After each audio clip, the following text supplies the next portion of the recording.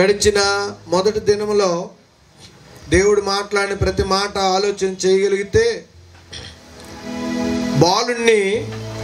బాలుడు నడవలసిన త్రోవలో వాడిని స్థిరపరిచినప్పుడంట వాడు పెరిగి పెద్దవాడు అయినప్పుడు దాని నుండి తొలగపోడు అన్నట్లుగా దావీదు గారు దేవుడితో మాట్లాడిన మాట, నన్ను బాల్యము నుండే నీవు నీ బోధలో నీ వాక్యములో నన్ను నడిపించితివి. గొప్ప విలువైన మాట. అది మన జీవితంలో ఉండాలని దేవుడు ఆశపడి రాయించారు. నిజంగా ఆయన మార్గంలో ఆయన బోధలో నడిచినప్పుడంట భిన్నమైన మార్గాల వైపు మనం వెళ్ళమని, ఏకత్వం కలిగిన మనస్సుగాను మనము ఆయన ముందు నిలబడతామని ఆశ కలిగి ఆయన రాయించిన మాటలు మరి 9వ తారీఖు ఉదయకాలం దేవుడు మాట్లాడారు. ఆ మాటను బట్టి మనం ఎంతో సంతోషించాలి. అదే రాత్రి ఆలోచన చేయగలిగితే దేవుని మందిరములో చేర్చబడ్డ నీవు మరి ఇంకా ఎందుకు స్వస్థత పొందలేకపోతున్నావు అన్న మాటలు నిజంగా దైవజనులు గుగ్గిలము గిలాదు వైద్యుడు ట్రీట్మెంట్ మందు చక్కటి మాటలు దైవజనుల ద్వారా మరి దేవుడు మాట్లాడించాడు. అదేవిధంగా చూసుకోగలిగితే మరి 2వ రోజు ఉదయకాల సమయంలో నీకంటూ నీ కుటుంబానికంటూ ఒక వాడ కట్టుకున్నావా?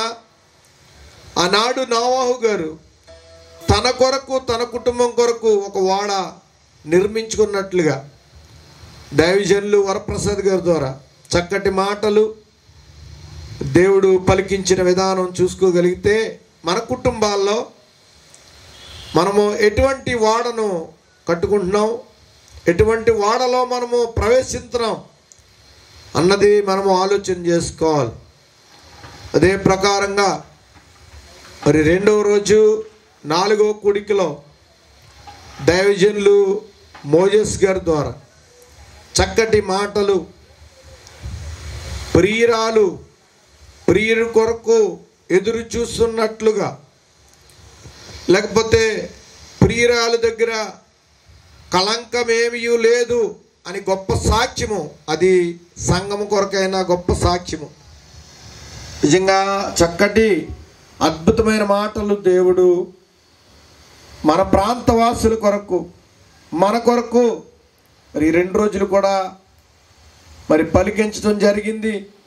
ఈ మాటలు మరి ఎంతమంది అయితే మరి ఆలకించారో ఒకసారి మనంగా ఆలోచన చేసుకుని ఒక తీర్మానం తీసుకోవాలి.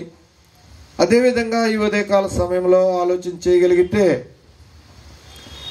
ఒక భార్య ఒక భర్తను మార్చుకున్నట్లుగా, ఒక భార్య ఒక కుటుంబాన్ని మార్చుకున్నట్లుగా ఆశ కలిగి ఉపవాసం చేసి కుటుంబంలో గొప్ప రక్షణ, గొప్ప మార్పు, గొప్ప విధానం ఉండాలి అని మానుకొండ విశ్వాసరావు గారు వైజాగ్ నుంచి వచ్చారు. వారి చక్కటి మాటలు, వారి ద్వారా